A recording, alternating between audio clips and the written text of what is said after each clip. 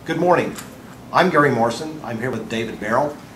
His book, First Principles of Instruction, was just published. It's a synthesis of his ideas over the last 50 years. Today, we're going to be talking about some of those ideas. Dave, could you provide us an overview of who you are, where you have lived, and the type of work you're currently doing? Yeah, I can do that. I live in St. George, Utah. I retired from, I'm an emeritus professor at Utah State University, but I live on the other end of the state from where they are. I lost the manual on retirement, so I continue to do things. I'm teaching classes online. I've taught recently at the University of Hawaii, at Utah State University, a little earlier than that at Florida State University. Obviously, it's spent a little time writing since I just finished this major textbook. So that's basically who I am. I guess the other important part of my life is that I'm married. Between my wife and I, we have 9 children and 44 grandchildren and 6 great-grandchildren. Those are the most important accomplishments in my life. So, I know your work over the years, it's followed several paths, but there's been themes running through it. What would you say your primary focus has been of your research? Well, I think my primary focus has always been the question, although the question recently formulated, but the question really, how do you make instruction effective, efficient, and engaging? I started out, and maybe a little story here would help. I got interested in education when I was a missionary for the Mormon Church, and we used to go door to door and talk to people about the church. And I've said many times the church has to be true because the missionaries would be killed it a long time ago if it wasn't, because the instruction was so bad. And I got interested at that point in time, said there must be a better way to do this. And so I decided to major in secondary education and learn how to teach. And I have to confess, without telling what school I went to, that the courses I had were some of the worst I ever had. I couldn't believe it. Nobody talked about the question I had about how to make it really work. I learned all kinds of other things about public education, but not how to really teach it effectively. And so I was about ready to give up, and I talked to one of my professors, Hazel Woodruff, and I said, this is not the right field for me. I think I could do something else. And he said, no, you could do that, or you could decide to go get a graduate degree and make a difference in the field. And I said, well, you know, I don't want to go through the usual, get an administrative degree and go be a principal for a while and then finally go back to school after 10 years. And he said, no.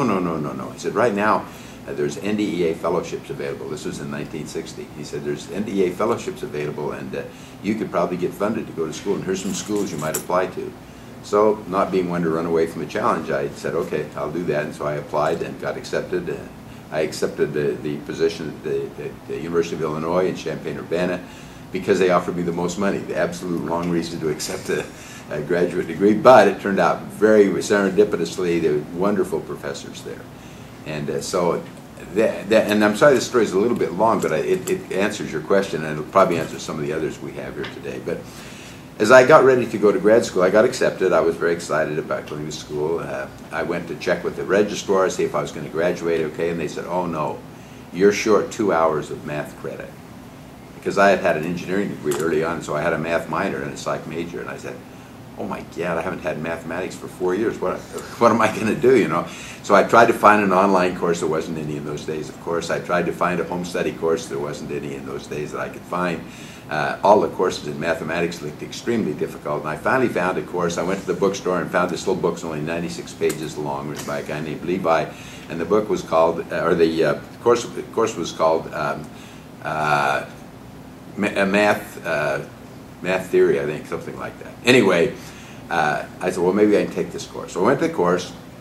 7 students in the course. The professor stood up. He lectured the whole time. At the end of the first lecture, he said, think about it. I said, what? How do you think about mathematics? You know, I don't know. I'd always had homework to do in mathematics. So I said, okay. I went and read the book again. It made no sense, whatever. Next lecture, same thing. He lectures for the whole hour and a half or whatever it was, and says, think about it. I said, oh my gosh, and after about 4 or 5 lectures, I still have no clue what's going on in this class, and I have no idea how we're going to be graded or what's going to happen, because we haven't done anything except think. And I didn't even do that, I just read the book again. And so finally we got the midterm exam, and he got a blue book, and he had one question, he wrote it on the board: invent a number system. And I said, what the heck? I have no idea how to invent a number system, but you know, true form, I filled up the whole blue book. We picked it up a couple of days later, and there's a great big red F out in the front of it. And the only thing that gave me any pause or confidence at all was that there were 7 Fs. Every single student in the class got an F, so I thought I'm not the dumbest one, or at least not any dumber than anybody else. So now I'm getting really worried because my whole graduate career is going down the tube on this command to think about it. You know, and I thought, oh my, what am I going to do? The weeks are cutting down. I only have, this is the summer, so I had about 3 or 4 weeks left. Finally, about toward the very end of the semester, it just kind of clicked. I said, oh my gosh, number systems are artificial. They're an invention. They're not real. They're just some logical system. It could be lots of different things. And all of a sudden it sort of said, wow, I wonder if I've got it. I read the book again. It started to make a little more sense. So finally I got to the final exam, and I thought, okay, either I got it or I don't. And of course, obviously, the final exam is the exact same question. Think about it, you know. And I said, or no, right, invent a number system. That was the final exam. So I said, oh my gosh. So I said, okay, let there be an or and a rubber boot. And I went on to describe a 2-element number system like zeros and ones, but I used an or and a rubber boot instead of zeros and ones, and drew little pictures instead of writing stuff. And I thought, he's going to get a great laugh out of it, and I'm going to go sell insurance, or he's going to think I've got it. That's all. Anyway, sorry for the length of that story, but it's important to answer your question. And so I went on to grad school. I said, never again. Math is done. I never have to do that again. Now I'm going to fast forward about a year. I'm having a terrible time in graduate school because I got the same problem there that I had in undergraduate. Nobody's talking about what I wanted to talk about. I'm down in the basement of the psych building running rats, for crying out loud. And I said, this is not what I wanted to come to grad school to do, is run rats. I want to learn how to teach, and this is driving me crazy. Well, B.F. Skinner came to the campus about that time, and of course we all went to hear him, and I was way up in the back somewhere, and I don't remember much what he talked about. But I do remember 2 things. At the end, in the question period, somebody said, Dr. Skinner, in your book so-and-so you said blah, blah, blah, and tonight you said blah, blah, blah, and I think there's a big disagreement between those 2. And Skinner said, hell, do you think I believe everything I ever wrote? Well, that was a great revelation to me. I said, oh my gosh, here's this great man who's saying he changed his mind, and up until then I came from a little town. I figured if you wrote it, it was true. And it starts learning, of course, that that's definitely not true. But that was kind of the first revelation. The second thing he said changed my career, and is the answer to your question, or will lead to the answer to your question. He said, all I've tried to do is make a very few assumptions and see how much of human learning we can explain with those very few assumptions. And I said to myself, oh my gosh, psychology is nothing but an oar and a rubber boot. It's an invention. You know, and so I went back to grad school with great enthusiasm. The rest of my graduate career was exciting because all I did was try to figure out what the oar and the rubber boot that these people were dealing with. What was the assumptions they were making, and how did their theories work? And so I really got very excited about theory, and I didn't agree with them anymore. I didn't try to agree with them. I said they're all artificial anyway. It doesn't matter. But it became fun, and I did okay, and I ended up with a PhD. And so at age 27, I'm standing there saying, I don't know anything, and I have a PhD. Well, you know, what am I going to do? Well, okay, we fast forward a few years, and I had an opportunity to write I think the first handbook of, it was AERA. They came out with an annual book. Anyway, somebody dropped out at the last minute, and somebody suggested my name, and I was invited to contribute an article, and that was really quite a thrill for me. And so I said, okay, wait a minute, how can we do this? And I thought about the oar and the rubber boot, and I said, you know what, maybe we could invent an instructional system. Maybe we could make just a few assumptions and see how far we could go. And so we said, okay, well, let's see if there's just a few primary presentation forms.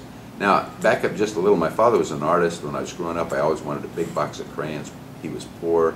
So every time my birthday would come, instead of getting a big box of crayons, I'd get 8 crayons. And my dad would say, you've got more than you need. He'd take red, yellow, and blue, and black and draw a wonderful landscape on my paper to show me you only needed 4 crayons. Well, that stuck in my mind, and so I sat there and I said, okay, I want no more than 4 basic things. And so we came up with some esoteric words like expository generality and so forth, expository incidence, inquisitory generality, inquisitory. And then we said, okay, if we can take these 4 things, these 4 primary presentation forms, can we describe almost all instruction, whether it's live, canned, whatever, with those 4 things? And that became the basis of what became component display theory. And so, you know, my primary focus from the time of my mission through those experiences has been, how do I make instruction effective, efficient, engaging? Now, I guess one little explanation, I call that now E to the 3rd power. That comes by engineering background. And the reason I did that is because we talk about e-learning all the time now. So this formulation of the question really is more recent than when I was in grad school. But we talk about e-learning, and I said the E ought to mean more than electronic. It ought to mean effective, efficient, engaging. And so I said, let's talk about E3 instruction. And that has been my question from day one. It's my question today. This is the book you just talked about. It's the latest attempt to answer that question. I don't think it's the final answer. It's the best I can do at this point in time.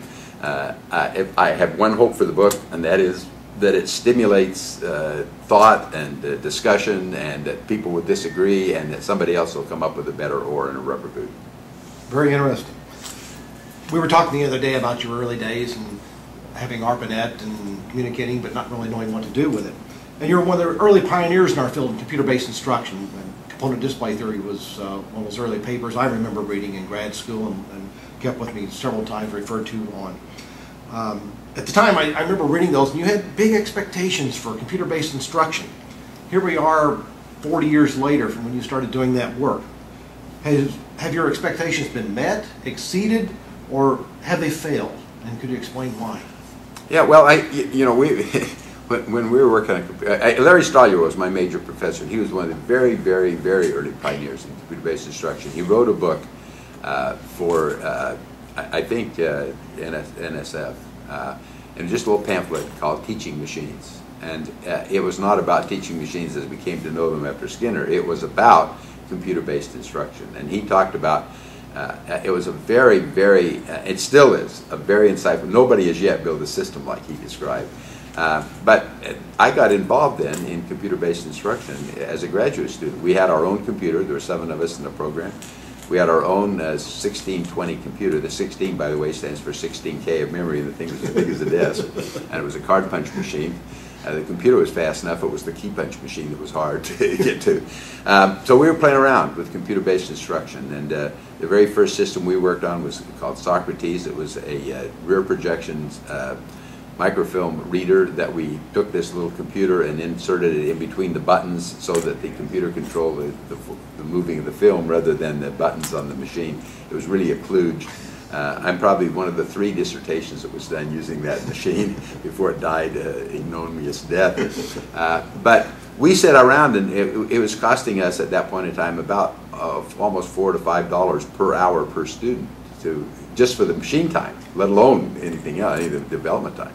And so we're debating, will it ever be cost effective to have a computer? Well, I have in my pocket right now a phone that has 10,000 times more power than that machine had.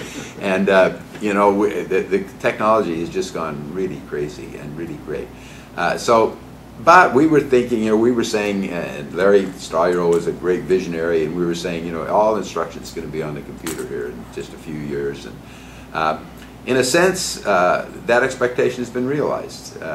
You know, I don't think there's anybody now anywhere that's teaching, whether live or not, that's not using a computer in some way. And we have learning management systems, we have everything. So in one sense, it's exceeded our expectation. We never could have anticipated the internet, even though we were sitting playing with ARPANET. We never, you know, I wish I'd have written an app in those days. But you know, it was really, we had this great vision of what was going to happen. In some ways, it's been very disappointing because you look at the schools. We saw a session yesterday where they showed the chairs all lined up straight in a row. You know, it's pretty much still the same today as it was then in some ways. But in other ways, online learning is very big. Without computers, this wouldn't be happening. It's not computer-assisted instruction as we visualized it in those days, but it certainly is computer-based or computer affiliate or something. It's something. Computer helped anyway. And so I think that the technology clearly has exceeded our wildest imagination.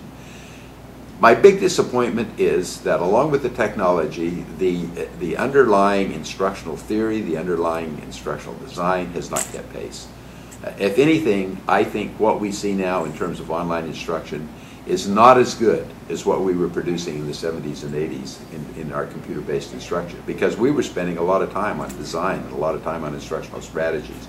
And what's happening now is that anybody with no experience at all can throw something on the internet. I mean, it only takes you 2 minutes to put something on a website. There's all kinds of sites that don't have to know any programming. You just throw stuff up there. And that's what happens. And so we have a lot of stuff called instruction, which I think really, really is poor. So, It's a mixed bag, Gary. You know, on one side, I think that the use of computers in education has far exceeded what any of us could have imagined, and it's wonderful. And there's all kinds of tools, and we get people writing about all kinds of ways to use computers to help us. On the other hand, I think my disappointment is not the technology, which I think just continues to go crazy. I think my biggest disappointment is the underlying instructional strategies and theory has not progressed all that much. I mean, we're still using some of the same instructional design things. They're in their 20th year in the best-selling textbook that you and I are both trying to beat out. It's in its 7th edition, and the basic underlying ideas have not changed much. Now, I've tried to present a few new ideas in this book, but I think that's my concern. I think we have a lot to learn about the underlying strategies, and computers, you know, somebody yesterday said technology doesn't deal with it. They quoted Steve Jobs wrong or something. Anyway, said computers don't, or technology doesn't teach, and that's true. And it's what's in it, and it's how we build it, and it's the strategies underlying it, and I think we still have a long ways to go. Okay. Could you describe your career path in terms of the different jobs you've had over the years? Yeah, I can do that. I already gave you the introduction as to how I got on the path I'm on. My first job was at George Peabody College in Nashville, Tennessee. It was a separate university at that point in time. It's now part of Vanderbilt.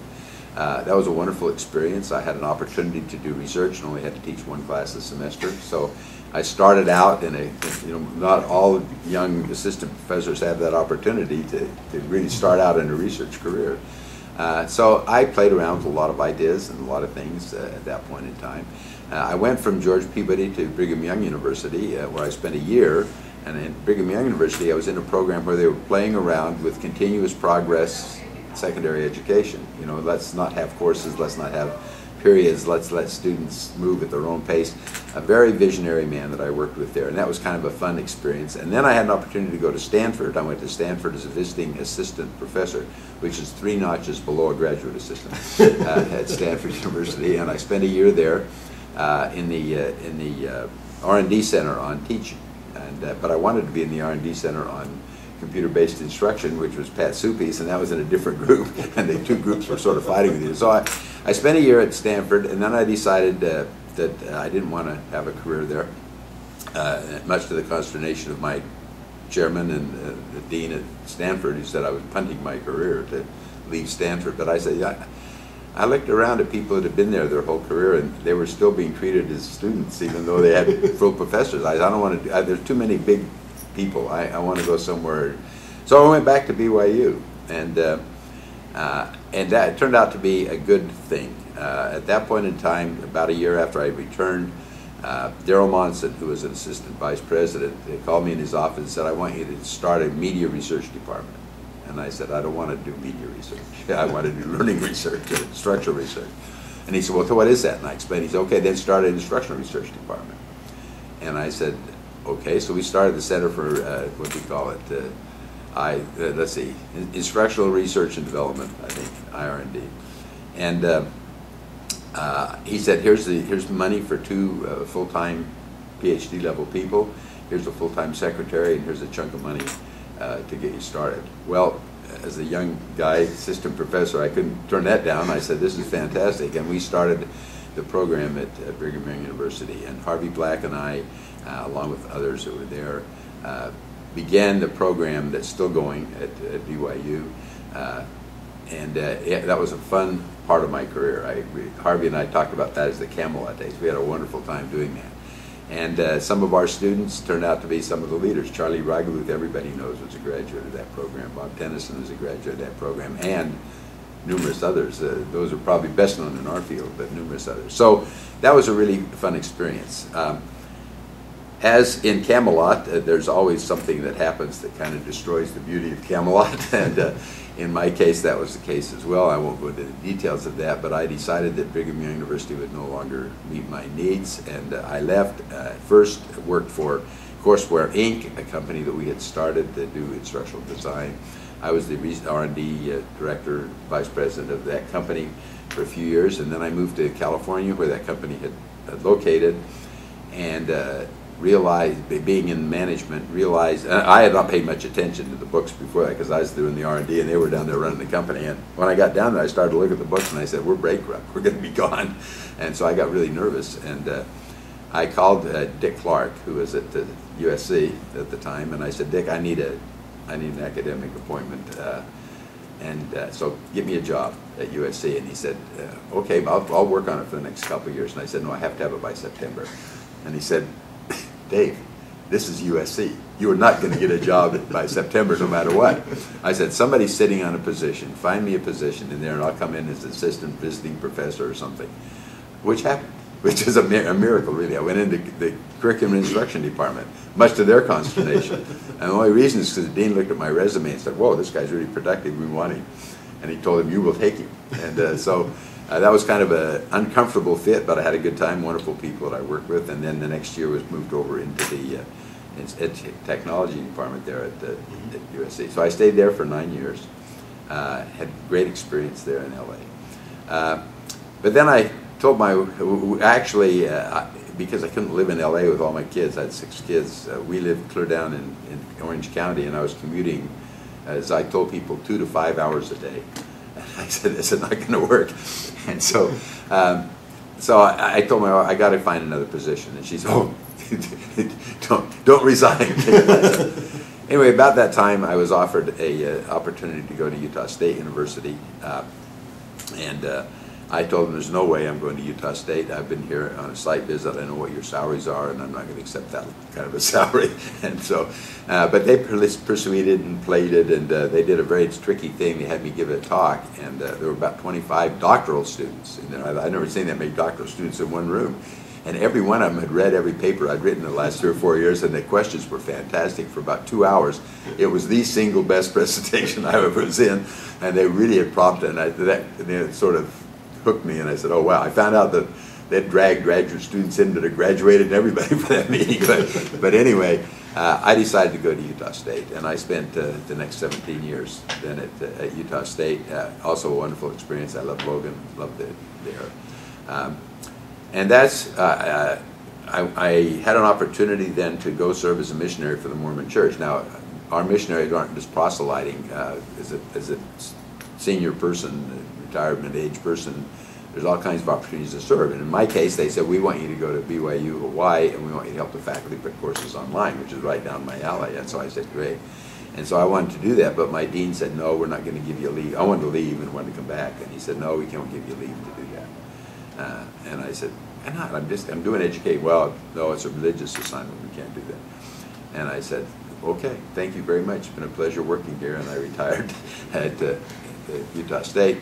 I went then to BYU, Hawaii. I spent 2 years there. Then I came back after that experience, and we've been home for about 4 or 5 months. Well, actually, when I came back, Florida State University said to me, we want you at Florida State. I said, I don't want to live in Florida. But I said I would consider a semester a year. And so they gave me an appointment for 3 winter semesters. And so the first one I went to Florida, and had a great experience down there. Loved it. It was great thrill for me to actually be at Florida State finally, because they had such a good reputation in the field. And so I taught there for a semester, and then I went home. And just after I got home, I got a call from the new president at BYU Hawaii saying, we want you to come back for 2 more years. And so we debated. In January, we went back to start another 2-year term. Unfortunately, it only lasted a year because I had a serious heart attack at the end of the first year, and they decided I better go home. So I spent another year. And since that time, I continued to teach classes at BYU Hawaii. In the meantime, I got acquainted with the University of Hawaii, so I taught classes at the University of Hawaii. I continued my assignment at Florida State, teaching online. And by then, I was pretty hooked at teaching online, and I've taught a class at least every semester online since that time, in addition to writing and doing some other consulting. So I think there's a lot of people that need a different retirement manual than you read. Yeah, well, my neighbor knows about retirement. He plays golf every day, all day. And I said, I can't do that. I couldn't do that either. So, well, what I'd like to do now is think back, and you've touched on this a little bit about your early research interests, and maybe just a quick summary of those, but more, what were your aspirations when you got started? Well, I've indicated what got me into the field, to try to find out how to be an effective teacher. And I really, you know, unlike a lot of students that I know, kind of go from this to that to this. I tried a lot of things, and you know, got involved with designing computer-based instruction systems. I even at one point in time, I invented a computer language for running robots for kids. It was an opportunity. That was kind of the farthest afield I went.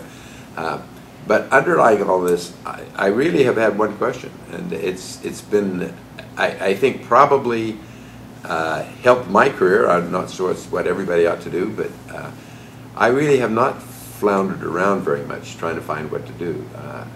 I tried different things, but all of them were focused on this same idea. How can I really make instruction really effective? How can I really teach in a really effective way? I wish I knew the answer. I think the book is close, but at least the best I can do at this point in time. And I think what I've written in there will help. It's a very detailed how to do it manual. But I'm happy with the answer that I finally came up with after 50 years. But as I told people, I wish now that I was just getting my degree. I was 26 and knew what I knew, and had written this book and was starting from there, because now I know what I would like to do with my career. And you can do 7 editions. And I could, yeah, it's not going to last for 7 editions probably at this point in time. So really, it's been pretty straight focused the whole time. And you know, I've had to teach other things once in a while because you're a college professor, and I haven't always had my Peabody experience where I got to do whatever I wanted. But for the most part, my career has been at research universities. I've had usually one class a semester. I've rarely taught 2. Once I taught 3. That was pretty rare for me.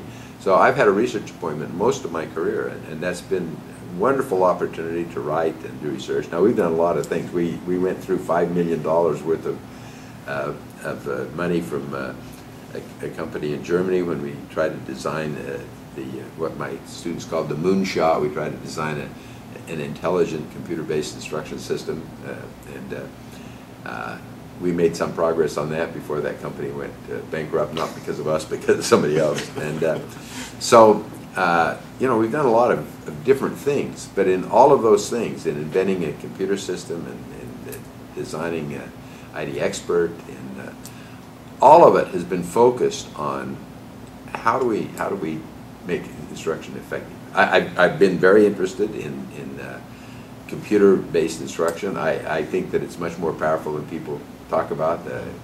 Somebody yesterday made some comment about, oh, I guess it was Phil in a session I was in with him, said, you know, computers can never be really personal. And I said, well, go read the media equation, where it talks about the computers can have personality. I think there's a lot of things. I don't think we've even started to scratch the surface with the potential of this fantastic tool.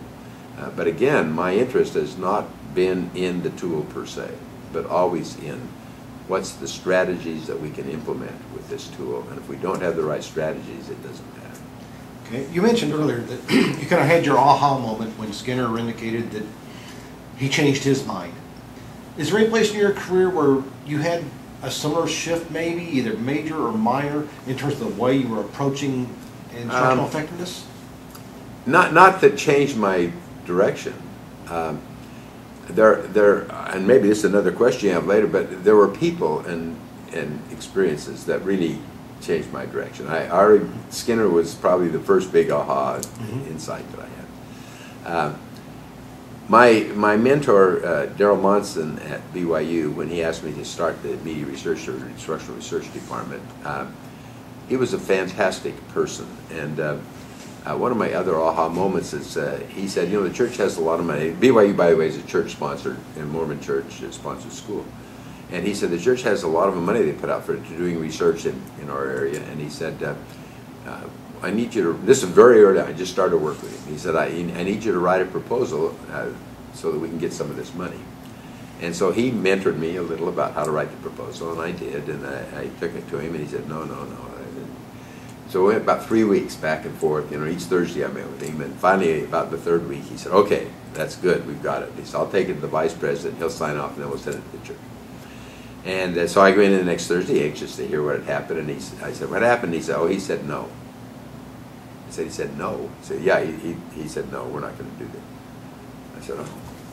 Put my tail between my legs, started leaving his office. He said, where are you going? I said, well, what? What's next? He said, I didn't say we weren't going to do it. I just said the vice president said no. And I said, well, if the vice president said no, then how are we going to do it? And he said, you and I know that no is not the right answer. Well, that became my mantra for the rest of my career, because I learned from that. And we went back and rewrote the proposal, and the next time we submitted exactly the same, but much rewritten. And he said, what you didn't realize is that you have to figure out, when the man is in charge, who's in charge, what his interest is. You wrote this in terms of our interest. We need to write it now in terms of his interest. And that was a great lesson to me. And I learned from him there's three things you need to get money. You need to know who writes the check. You need to know what his passion is. And then you need to write your proposal in terms of his passion. And if you do that, you'll always get the money. And so that was a big turning point in my career. And that made a big difference, because I wrote a lot of proposals after that. So that was a big change. So no is not the right answer became removed. Very good. And the next person that also was a vice president at Utah State University, I had a very large contract from the military, and I'd done several small contracts with them, and we finally got to the point where we have half of it was large for me, $500,000, not large anymore, but $500,000 contract, and my project monitor with the AECT, just go ahead and start on this, and he said, I'll get the paperwork to you. So I hired people. We started on the project, and the paperwork is not coming. And so, and I had told my, and so the university said, well, you can start on it, but you'll have, your department head will have to guarantee this. So I told Don Smith in my department, I said, it's a short deal, Don. We're going to get the money, so just, you know, you won't lose anything. He said, boy, I sure hope so, because it's about, I'm into this about $80,000 right now, and I can't afford that out of the department budget. And I said, no, not to worry. Well, now the time goes on, I keep calling this guy, where's our paperwork, where's our paperwork? The university's starting to scream at me, where's our paperwork? I went to a conference, I don't know if it was AECT, I sat down and had lunch with him, I said, where's our paperwork? You know, he said, oh, I'll have it to you, next week. So I called him, and he said, Dave, I hate to tell you this, but we've decided not to fund it. Well, no, I've been going for 6 months. I've had 3 people working full-time for 6 months. And I'm into about $80,000 into our thing, even more than that. And I said, you can't do this.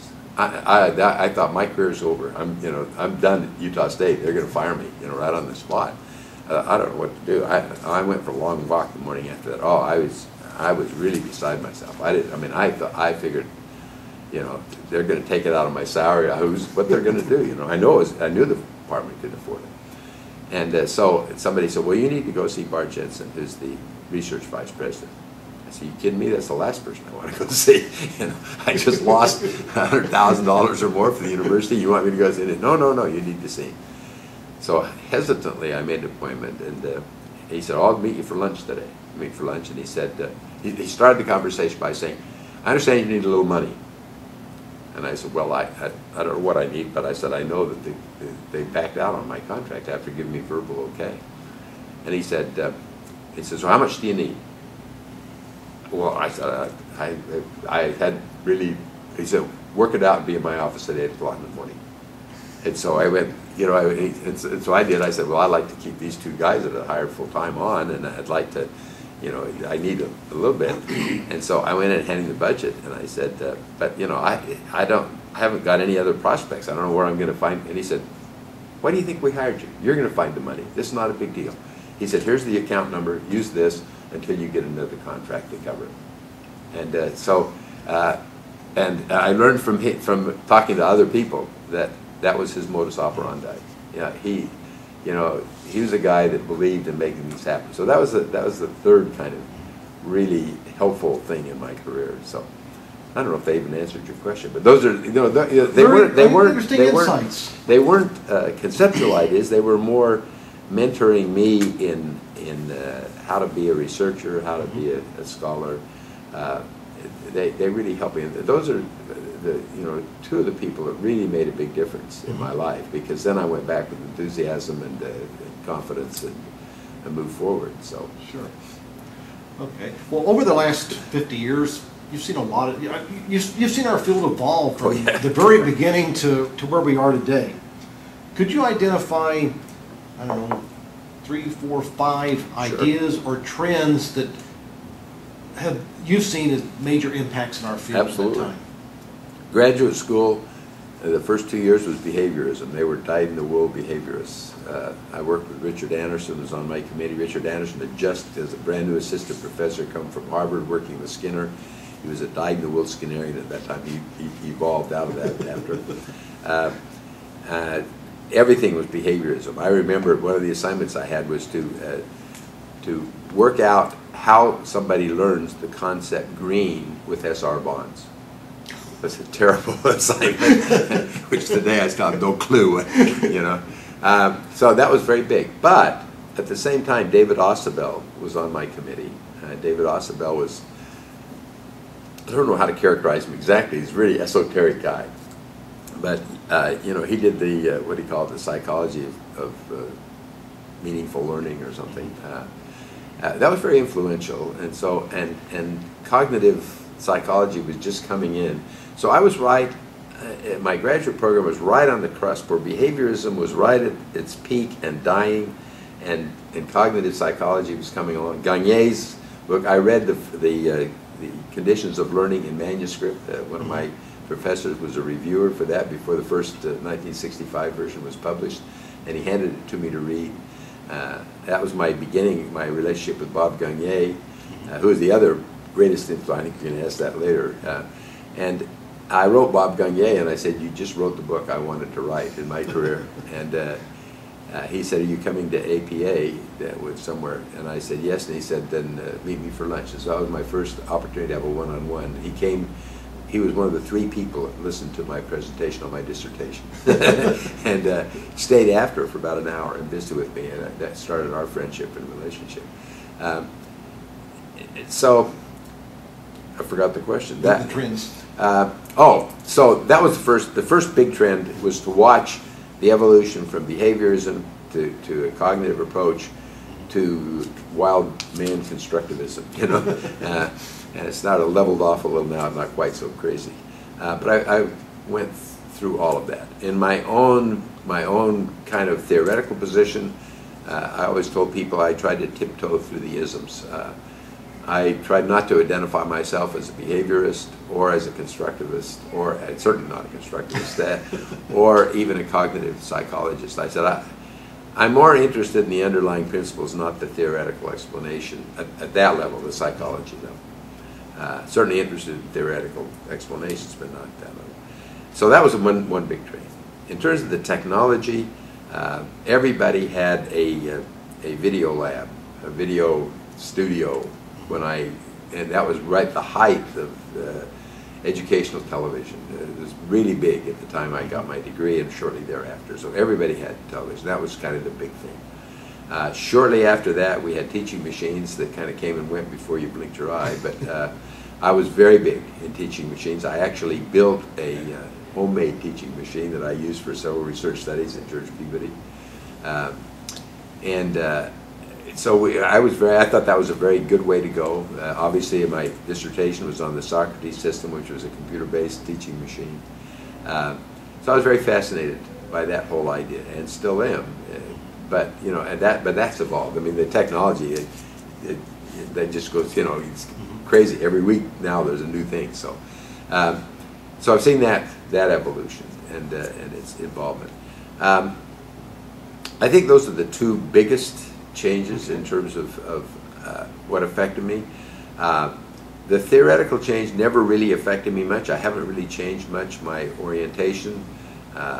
I always smile when people characterize or critique my work as behaviorist, and then somebody else at the same time, the same work critiques it as cognitive. And nobody is, well, no, that's not true. David Jonathan, bless his heart, he's not doing well, but David Jonathan responded to one of my first papers I gave on problem-centered instruction, and that was a fun experience because I presented the paper, and David is always, you know, we always were sparring over constructivism, and so David stood up as a discussant, and he said, I don't know what to say. Now, I've never heard David Jonathan be quiet. I don't know what to say about Dave. He said, he's a born-again constructivist. He said, I find myself agreeing with him, and it's extremely uncomfortable. And so I've been characterized as a constructivist. But from my own point of view, I've just kind of concentrated on what works and what are the underlying things, and can we come up with instructional principles or prescriptions that aren't necessarily derived from some theoretical position, although you could probably explain them for any theoretical position. So, you know, I've tried to stay there. As far as the technology is concerned, I love to tinker like everybody else, but I've tried very, very hard and very deliberately not to get too involved with the technology per se, aside from the fact that we invented two teaching machines and two computer-based instruction systems. But my role in both of those projects was the underlying strategies involved. The ticket system, which we invented early on at BYU, and in fact, component display theory was evolving at the same time that we built that system. So my contribution to that system was it had built-in instructional strategies. It had a rule, example, practice strategy built in, and we had learner control of strategy, which was and still is a completely novel idea that has not been developed. Later, when we worked on AECT, it wasn't really a computer-based instruction system, although we built that into it. The whole idea was, could we build instructional design into an expert system that would guide designers by assignment to do good instructional design? So it's sort of an intellectual leverage. So my emphasis has always been on the underlying strategy. Okay. What are some of the key ideas and the key people that have influenced your career, and how do they affect you? Well, I've already talked about the administrators that influenced my career. I suppose that the scholar that absolutely most influenced my career is certainly Robert Gagné. As I indicated, I read the Conditions of Learning, the 65 edition in manuscript before it was published. I had a conversation with Bob Gagné I think just before it was published, and had some correspondence with him after. I never was a student of his. We never ever worked together. I think he saw me as a critic of his for a while. But his Conditions of Learning, I thought was inspired. I thought it was right on. I still do. I think that that whole idea that there are different kinds of learning, I think was kind of a key to my own thinking. And obviously, component display theory, and even now in first principles, I've retained that categories of learning as a way of thinking about the world. And later on, when I went to Utah State University in 1989, I think it was, we invited Bob Gagné to come for a conversation. They wanted to have a debate, and I wouldn't do it. I said, I won't do a debate with Bob Gagné, but I'll have a conversation. That's all on video. I was going to ask about that. I was worried about the background behind it. I remember both of you throwing overhead transparencies at one another. That's right. That's right. It was an interesting setting because we were both sitting in an easy chair, and we both had an overhead transparency, but we were close enough to each other we could reach and touch each other. So we were sitting like this, the overheads were here, and we had an audience of almost 200 people, and they videoed the whole thing. And then they edited the video very carefully. There are 4 90-minute videos of that. There's an all-day deal. We later published a series of 7 articles in Ed Technology based on that conversation.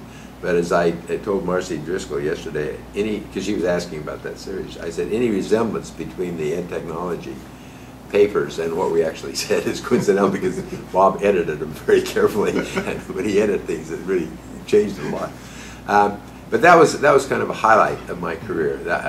I really enjoyed that conversation, and I think in the second video, there's a place in there where Bob was. The first video was kind of confrontational a little bit, and the second video, I made some comments, and he reached over and touched my knee and said, "Hey, you don't really disagree with me." I said, my Bob Gagné impression not too good, but I said, "No, Bob, all I've ever tried to do is to say what you said or should have said." And he said, "Oh, you got carried away in the last category," he said. But from that point on, he and I were the closest of friends. Now, we didn't collaborate as much as I'd like. We did get together after that at the American Institutes of Science, American Academy of Science in Washington, and we spent 5 days, 6 hours a day, talking, just the two of us in a room with a monitor and a recorder. I have all those audio tapes. Unfortunately, there was a bad connection, and all of those are terrible, terrible tapes. They're very hard to hear. But I have them all still. That was a very, again, one of the really highlight weeks of my life. So Bob certainly had tremendous, I was trying to influence him at that point as well as he tried to influence me. But, and out of that came the paper that we wrote together called, we introduced the word enterprise, which is not caught on. Nobody's using it. But I was pleased because when Rita Ritchie put together that little synopsis of Bob's life, and he reviewed it, he insisted that that article be put in. So I thought that was a good compliment to me. And so probably the single most influential person in my career. Certainly my major professor started me down the path of thinking about how to build computer-based instruction systems. And the one lecture he gave, which I still have the notes for, probably set the path of my involvement in designing computer-based instruction systems and things. But again, that's been a secondary influence, a secondary thing. So those probably two people, plus the two administrators I mentioned, probably had the most influence. Clearly, you know, you got to give a lot of credit to your wife. In my case, wives, because my first wife passed away, and first wife is extremely supportive and very encouraging. My second wife is the one that got me to write the book. As it says in the first of the book, she says, "Are you writing a book? I don't see you writing. You're not getting any younger." And that kind of spurred me on to get it done. They've been very influential, but probably not from the academic side. What would you consider your greatest professional career accomplishment? First principles of instruction. It took 50 years to get there. Yeah, it took 50 years to get there, and I finally got a book done. Well, you've had other books. You had the two versions on the concept learning. Yeah, that's right. I had concept learning that Bob Dennis and I worked on early on. Certainly the Charlie's elaboration theory, that started with a lecture that I gave, and extemporaneous lecture, actually. Those are some of our best, though, I think. Yeah, absolutely. I think so. And so I guess that the best accomplishment, I've had the opportunity to work with outstanding students, and I guess more than what I might have done personally. I am proud of the students that I've had that went on to become really leaders in this field. That we mentioned a couple. I bet there are many others. And I think I had many opportunities to go work for private industry. I was offered a lot of money. You don't make a lot of money as a college professor. I don't know if you've noticed that. And I turned them all down. And I remember one, some headhunter called me on the phone, and we talked for about an hour.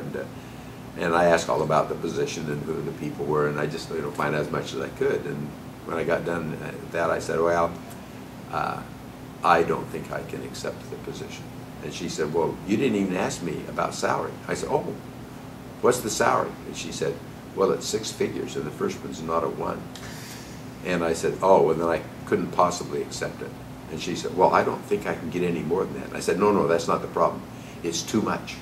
I said, "If somebody offered me that much money, they think they can tell me what to do." And I said, "No one tells me what to do, not even for $200,000+." And so she was quite shocked. But I was quite sincere. I mean, I made a joke out of it, but I was quite sincere. I stayed at the university because of the students. I'm still teaching, not because I'm making any money, because I'm teaching an adjunct, and you know what that's like. I'm teaching because I love that opportunity to interact with students. I like to see people say, "Aha." I look forward to those students that really catch on and really go. And so I suppose that the greatest accomplishment of all is the opportunity I've had to mentor really bright people. And I hope, then I said the book, as far as my own personal expression of what I've tried to learn, obviously I tried to put into this what I've learned. It is kind of a accumulation of what I've learned. And I know I'm not going to make any money, but I keep telling my wife, she said, "I hope you make a lot of money." I said, "Don't spend any." It's an academic book, honey. There may be 2,000 people in this field that might sell that many, but that would really be unlikely. But I said, but my hope is not money. I didn't write for money. I'd have written Shades of Grey or something. No, I wouldn't have. My hope is that I've presented ideas in a way that triggers thought in the next generation of graduate students, and that, because they're probably the ones that will get to read this, and that if I have stimulated people's ability to continue to work and do research and figure this thing out, continue to search the answer to the question that I had, then I will have felt like that my career was a success, and that's my major thing. Otherwise, the rest of it's all superficial. Well, in 10 years, when we're too old and decrepit to make it to AECT, how do you want this next generation to remember you?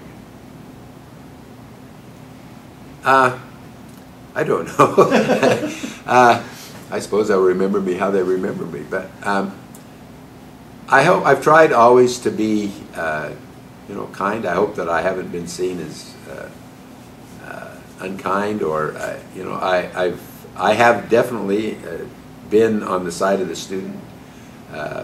We've gone through I can't even remember how many dissertation defenses. And my orientation has always been to be on the side of the student. I've always told my students, I'm not letting you go into that exam until I feel you're ready. And when you get in that exam, if somebody gets out of line and starts to push you into a corner, I'm your backup. And I won't say anything unless I have to, but if I have to, I will. And there have been occasions when I do. So I hope from that standpoint I've been a good mentor to the students I've worked with. I hope that the students that have had classes with me found something that triggered in them a desire to go on and be creative. I told this story yesterday to a group of John Curry students, and I think it kind of characterizes my goal for students. I was giving a lecture, and it was a small class, I think it was at USC, and somebody asked a question, and I thought about it for a minute, and I went to the blackboard and drew a flow chart to answer the question. I don't even remember what it was, but. And a woman sitting over here said, where did you get that? I said, excuse me? She said, where did you get that flow chart? And I said, I don't know. I just thought it was a good way to answer the question. You mean you just made that up? And I said, well, I hadn't thought about it that way, but yeah, I guess I just made it up. Oh, she slammed her book shut. I have never been so insulted in my life. I've never been to class where somebody just made stuff up. I mean, she stormed out of the room. Well, I was taken back. My students were all embarrassed. And after I recovered, I said, where does she think things come from? I said, the Bible says Adam named the animals, but I didn't read anywhere he talked about instructional design. So I said, somebody has to make stuff up. I said, so why not me? But I said, more importantly to my class, why not you? I said, I think one of the greatest problems we have in our graduate programs is we do not encourage students to make stuff up. We need more people to take their ideas and run with them and push them and say, I think I can do this as better as these big guys. You and I both know we're not that smart. I don't know about you, but I know I'm not. We've produced some stuff, we've written some stuff, but I don't know a whole lot more now about that question than I did 50 years ago. A little bit. I certainly have some ideas, and I'm enthusiastic, and I push those ideas. But deep in my core, I say I don't think we know the answers. And so for me, I hope that if nothing else, I've been a stimulus for other people to think and to push and to move forward. So that's what I would hope. Very good. Thank you very much. Thank you. It's been a pleasure. Yes. Okay.